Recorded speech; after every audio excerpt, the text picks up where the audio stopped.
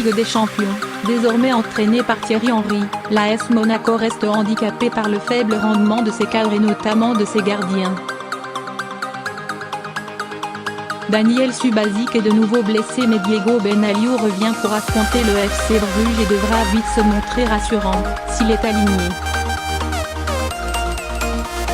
Le chantier demeure vaste. Il se révèle même plus important que prévu pour Thierry Henry qui a repris une équipe de l'AS Monaco en grande difficulté depuis le début de saison. Le nouveau coach a rapidement pu constater l'étendue du travail à accomplir et a débuté sa nouvelle aventure par une défaite en championnat sur la pelouse de Strasbourg au terme d'une rencontre marquée par une série de faits de jeu défavorables. 2 ans. Au moment de défier le FC Bruges dans une rencontre de Ligue des Champions qui s'annonce déjà capitale après 2 défaites lors des 2 premières journées, il se veut toutefois positif. La Champions League est un rêve, on veut la jouer et y participer, a assuré Henry devant la presse. On veut s'en servir pour retrouver la confiance. Sauf que le technicien néophyte doit faire face à de nouveaux soucis car le revers en Alsace a fait des dégâts. La star offensive Radamel Falcao est blessé et ne pourra pas jouer en Belgique.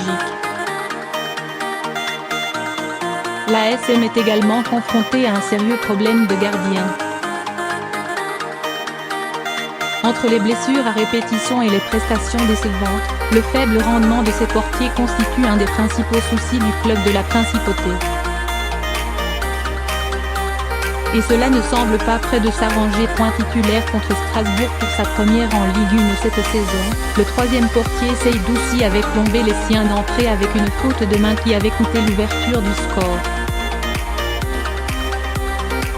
Le Sénégalais de 22 ans sera de toute façon absent face au FC Bruges car il n'entrait pas dans les plans des dirigeants monégasques en début de saison et n'est tout simplement pas qualifié pour la compétition. Incertitude totale. Après avoir manqué les 2 premiers mois de la saison, l'habituel numéro 1 Daniel Subasic a rechuté et souffre de nouveau de la cuisse droite. L'international croate n'a disputé qu'un match et demi et ne s'était pas montré à son avantage en encaissant 3 buts lancés, une passe à Dortmund, défaite 3-0, puis 2 devant Rennes en Ligue 1, défaite 1-2. Il y a eu des blessures différentes chez nos gardiens mais on a confiance en chacun d'entre eux, assure toutefois le milieu Yuri Kjellman. Subasic était certainement revenu trop vite à la compétition en entrant en cours de jeu face au club allemand pour pallier la blessure de son remplaçant Diego Benaliu, également touché à une cuisse. Le Suisse a disputé 11 rencontres cette saison et a oscillé entre prestations convaincantes et sorties plus inquiétantes avec déjà 17 buts encaissés, certains sur lesquels sa responsabilité est engagée comme face à Marseille, 2-3 le 2 septembre.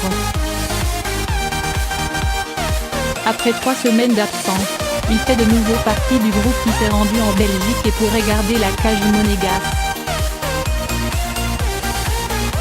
Cela dépendra de la séance d'entraînement à venir, tempère Thierry Henry qui ne veut pas trop vite se réjouir devant cette petite éclaircie dans un ciel très nuageux. Il va falloir attendre de voir ses sensations. Si l'état physique de Benaliu se révèle trop juste, le nouvel entraîneur de Monaco se retrouvera obligé de faire confiance à un de ces 2 jeunes gardiens qui ne présentent que très peu de références.